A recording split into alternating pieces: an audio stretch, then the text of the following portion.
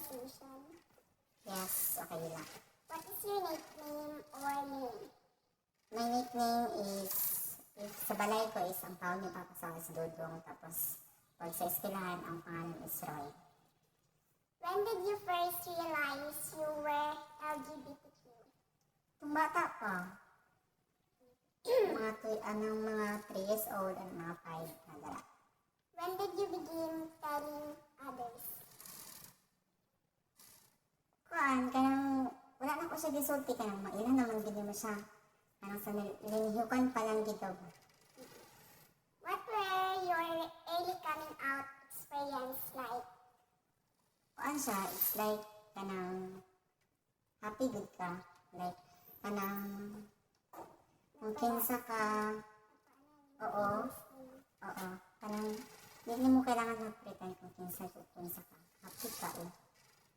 How did you come out? Bata pa lang, nag-come out ko, ingay na kanang pinapakita naman ng ani mong gusto.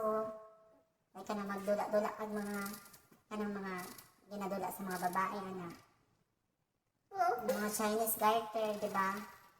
What did your parents say? Sa parents, ever since katong bata ako, wala naman kay mama. Si Papa is kanang supportive siya. So tinang siya na, kanang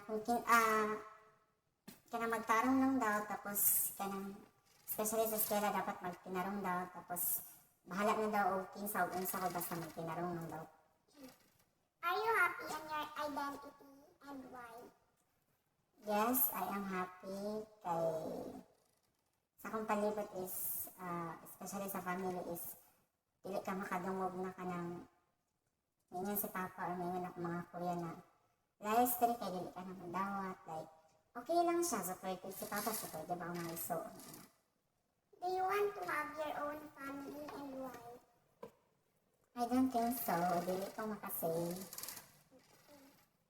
If you're given a chance, do you want to change your sex and why? Dili. Kay kuan. Okay naman ani ko. Ano naman, good feelings naman din. Mm-hmm. Are you planning any surgeries? No.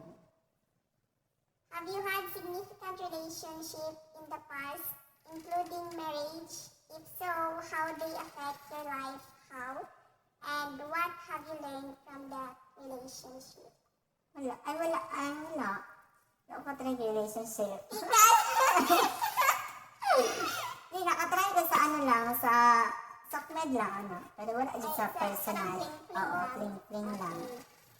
Do you date currently? And if so, how would you describe your dating life? Wala ko ga-date karon. I'm sorry! Wala. Promise, amo man akong dawatan na. Do you hope or expect to end up with a long-term partner one day? Yes, we are all. Last question. What is your dream? Ang akong dream is makahuman tapos maka-give back sa akong mga parents. All the efforts, all the sacrifices, Yay, thank you. While I conduct the question about LGBTQ or in the member of LGBTQ, marami akong natutunan, hindi lang isa, kundi marami talaga.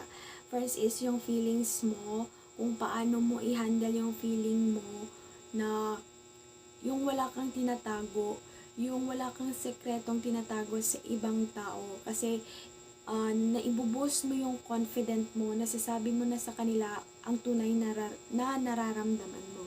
And then for me,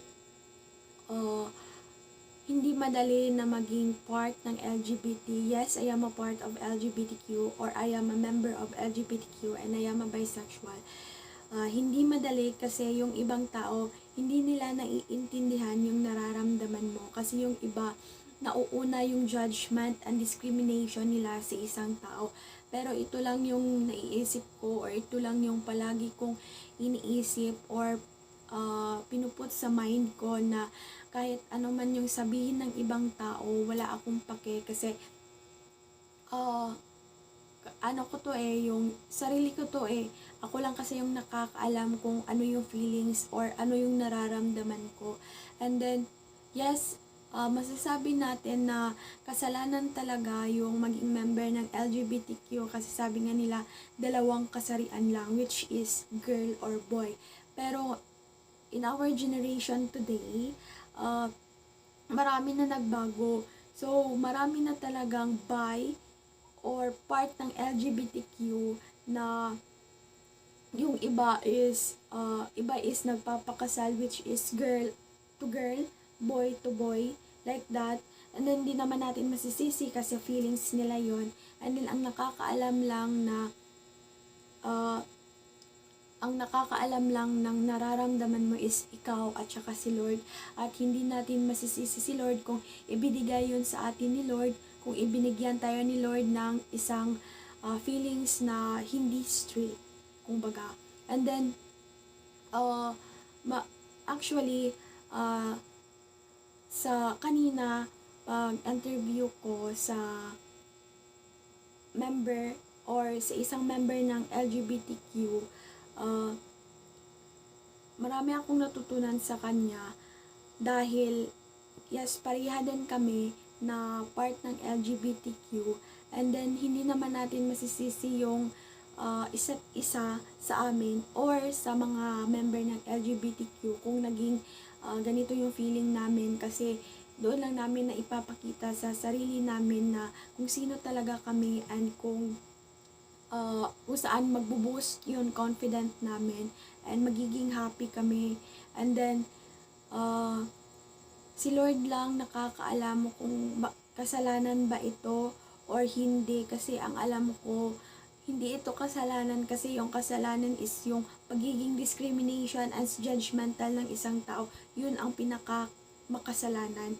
And then, hindi natin masasabi sa sarili natin na ito na talaga yung feeling natin habang buhay. Siguro, mababago ito if si Lord na yung gumalaw.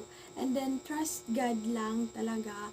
And then, lahat ng mga bagay is ito-trust lang natin kay God, and walang imposible sa salita ng Diyos. Yun lang, at maraming salamat.